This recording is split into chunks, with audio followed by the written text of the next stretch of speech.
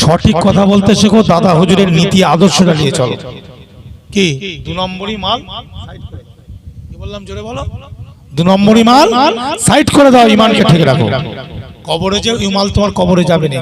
মন কি নিকেশনে মিটিং করবে নাকি? এই মিটিং করবে নাকি? জি, চান্স আছে হাশরের ময়দানে মুজাদ্দেদ জামান দাদা হুজুর শাফাতে সুগরা করবেন, জোরে বলুন। হাদিস আছে, হাদিস আছে, অত সহজ নয়। ইয়াশফাউ ইয়াওমাল কিয়ামাতি সালাসা, 3 শ্রেণীর মানুষ কিয়ামতের ময়দানে শাফাত করবে। এই হাদিসটা আপনি ইবনে মাজাহতে পাবেন। এ মুমিন মুসলমান ভাইজানেরা, এক শ্রেণীর মানুষ হলো আম্বিয়া, ও নবী আম্বিয়ারা শাফাত করবে। দ্বিতীয় শ্রেণী হলো সুম্মাল উলামা, ও উলামায়ে কেরাম, হাক্কানি উলামায়ে কেরাম, আল্লাহ ওয়ালা উলামায়ে কেরামরা শাফাত করবে। সুম্মা শুহাদা, ও যারা আল্লাহর জন্য কথা বলতে বলতে মৃত্যুবরণ করলো, আল্লাহর জন্য জীবন দিল, শরিয়াতের জন্য জীবন দিল, আল্লাহর ঘরের জন্য, আযানের জন্য, কোরআনের জন্য, ইসলামের উসুলের জন্য কথা বলতে গেল, মারা গেল। ভাইজান, এই মানুষগুলো কাল হাশরের ময়দানে শাফাত করিবে। এই যে মধ্যখানে যেটা বলা হলো সুম্মাল উলামাউ, এই ওলামা মানে শুধু শিক্ষা নয়, ওলামার অনেক ব্যাখ্যা আছে। ওলামা আলিম মানে হলো শুধু শিক্ষার নাম আলিম নয়, শিক্ষার সাথে সাথে সেটা বাস্তবে পরিণত করা, নিয়ত থেকে নিয়ে অল কমপ্লিট তার চলাফেরাটা এমন হবে নায়েবে নবীদের মতন। মানে একটা নায়েবে নবী তাকে মনে হবে, জি, তার চাল চলনটা কমপ্লিটনেস থাকবে, অল টোটাল। অহংকার, হিংসা, গীবত, গিল্লা, চগলখড়ি, রিয়া, লোভ লালসা, স্বার্থপরতা অল টোটাল তার মধ্যে থাকবে না। একদম পরিষ্কার পরিচ্ছন্ন স্বচ্ছ। এই কমপ্লিটনেস এই উলামায়ে কেরাম কাল কিয়ামতের ময়দানে শাফাত করবে। যেমন ধরেন খাজা মাইনুদ্দিন হুজুরের মতন মানুষ, বড় পীর আব্দুল কাদের জিলানীর মতন মানুষ, মুজাদ্দিদ আল ফিসানির মতন মানুষ, বাহাউদ্দিন নকশবন্দির মতন মানুষ, নিজামউদ্দিন আউলিয়ার মতন মানুষ, কুতুবউদ্দিন মুখতিয়ার কাকির মতন মানুষ, মাসুম রব্বানির মতন মানুষ, বিশরে হাফির মতন মানুষ, জুন্নুল মিসরির মতন মানুষ, হাসান বসরির মতন মানুষ, জোরে বলুন সুবহানাল্লাহ। ফুরফুরার পীর আবু বকরের মতন মানুষ, 5 হুজুরের মতন মানুষ, হুজুরের খলিফা যারা ছিলেন তাদের মতন মানুষ। কথা বুঝে যাচ্ছে? আরবিতে কথা বলছে, আরব থেকে এসে বলে বিরাট বড় আলেম, তা আরবিতে কথা বলছে বলে বড় আলেম হয়? আলেম মানে আরবিতে কথা বলা? হ্যাঁ, কবরে জিজ্ঞাসা করবে নাকি মনকে নাকি তুমি আরবি জানো তো? তুমি কত শিক্ষা অর্জন করেছিলে, তোমার সার্টিফিকেট কটা বলো? সহজ নয়।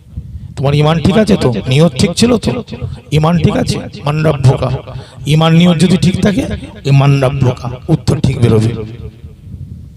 ও নামাজ, রোজা, তাসবিহ, তাহলিল, কবরে কিচ্ছু প্রশ্ন হবে না। প্রথমে ঈমানের প্রশ্ন হবে। কিসের প্রশ্ন জোরে বলে? ঈমান ও নামাজ, টুপি, দাড়ি, লম্বা দাড়ি ছিল না ছোট দাড়ি ছিল, ওসব প্রশ্ন নয়। গোল জামা পরেছো না গেঞ্জি পরে ঘুরেছো, ওসব প্রশ্ন প্রথম হবে না তো কবরে। কবরে প্রশ্ন হবে ঈমান, নিয়ত। আর নিয়ত ঠিক থাকবে, ঈমানের প্রশ্ন মান রাব্বুকা, মা দীনুকা, মা কিতাবুকা, মান নবিয়ুকা। বুখারী শরীফের মধ্যে আবার একটা হাদিস এসেছে, আল্লাহ রাসূলকে কবরের মধ্যে হাজির করানো হবে। জোরে বলুন সুবহানাল্লাহ। এই 3টে প্রশ্ন নাই বুখারীতে, এটা মিশকাতে আছে।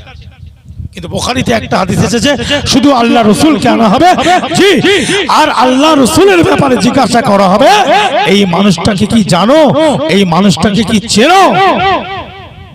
একটা রিকশাওয়ালা চিরজীবন মাঠে খাটলো, তার যদি ঈমান আর নিয়তটা ঠিক থাকে, ভালো করে বুঝবেন, ইখলাস যদি ঠিক থাকে, অন্তরটা যদি পরিষ্কার হয়, সে কিন্তু পয়সাওয়ালা নয়, কোটি কোটি টাকার মালিক নয়, লক্ষ লক্ষ টাকার মালিক নয়, কিন্তু তার যদি ঈমান ঠিক থাকে, খুলুসিয়াত থাকে, সেই রিকশাওয়ালা দেখবেন উত্তর দিচ্ছে, ইনি আমাদের নবী মুহাম্মদ রাসূলুল্লাহ সাল্লাল্লাহু আলাইহি ওয়াসাল্লাম। জুড়ে সে কিন্তু আরবিও জানে না।